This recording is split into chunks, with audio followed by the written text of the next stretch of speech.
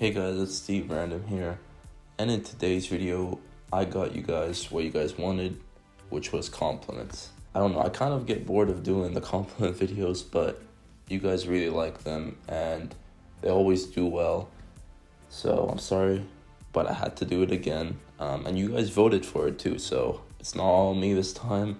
Today we got 3 fragrances that will get you compliments, but these 3 sometimes are like not as heard of. They're not like the Percival, they're not like the Bleu de Chanel Parfum. These 3 you kind of do expect them to get compliments, but at the same time not many people talk about them, except for one of them. There is one here that gets a lot of talk. To start things off, we have 1 Million Lucky.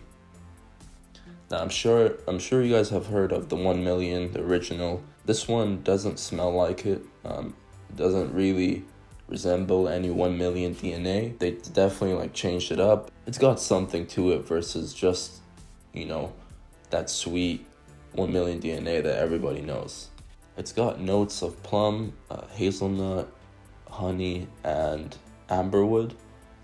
Those are the notes that stand out most. But when I really smell this, all I really get is a hazelnut dessert, or some kind of gourmand that basically just resembles sort of sweet dessert that's hazelnut.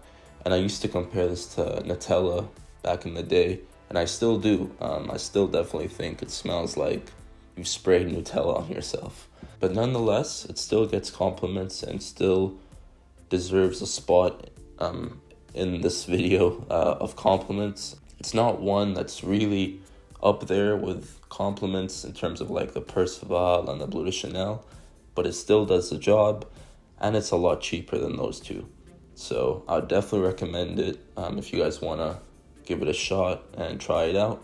Next up, we got a little bit of a it was hyped at first, but recently I haven't been seeing many reviews about it, and I think it's because it was extremely rare when it came out, and it was sort of just selling out instantly, that I don't think many people have gotten a chance to even smell it or even try it. But I'm pretty sure by now a lot of people have tried it out. This is Armaf Club de Nuit Milestone. If you guys don't know about Armaf, they just do a bunch of clones of different popular fragrances. The most popular one was just the Club de Nuit Intense Man, which was resembling Creed Aventus. This one, however, resembles Creed Millésime Imperial, and this is one of the only, sometimes it can happen, but this is a really obvious thing that you can say, this one actually does better than the original, or just does better than the Creed Millésime Imperial, which is the fragrance they copied. With Creed Aventus and Club de Nuit Intense Man, those 2 are very, very similar, but Creed Aventus has that, quality to it that beats Club de Nuit Intense Man. With this one, however, compared to Millésime Imperial, this one I think overtakes it because it lasts longer, it projects heavier, it smells more pleasant, even though the other one smells almost the same.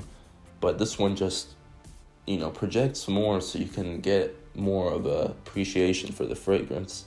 And I feel like Millésime Imperial was like that at one point, but obviously with Creed and their batch and reformulations, the fragrance kind of went downhill. So this one I would definitely recommend to get.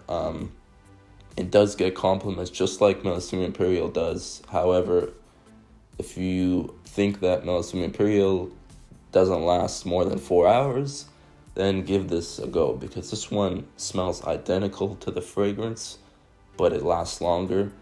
And it has the same, it doesn't have the same notes, but it smells the same.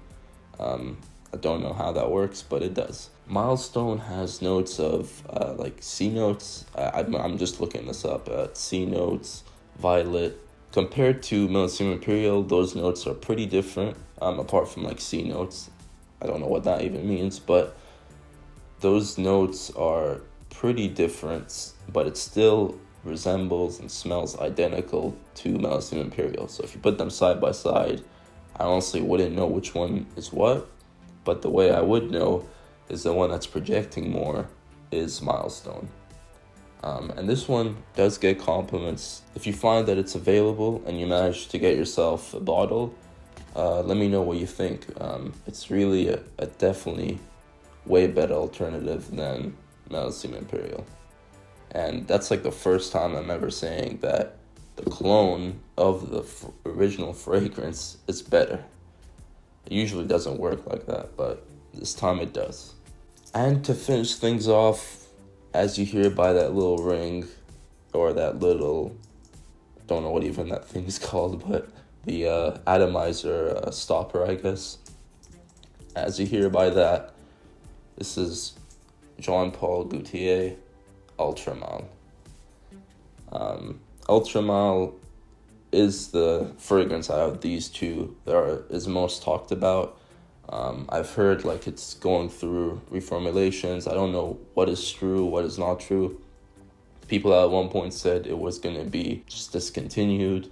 It is, still available, obviously, in like, your retail stores like Macy's and whatever.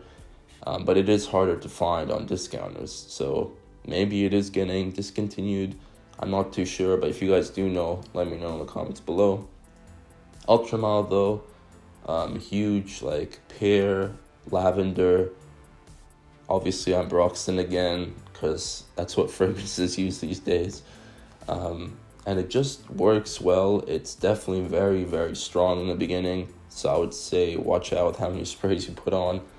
But overall, it does receive compliments and it works well. I'm almost done with this bottle, so I may have to get a new one if it really is gonna be discontinued. So yeah, that's Ultramal. Really nice fragrance to wear if you want to receive compliments. And that's been it, guys. Hope you guys enjoyed this video. You guys wanted compliments, so I got you guys a compliment video. Like I've never done that before. Let me know what you guys want to see next in the comments below, and peace.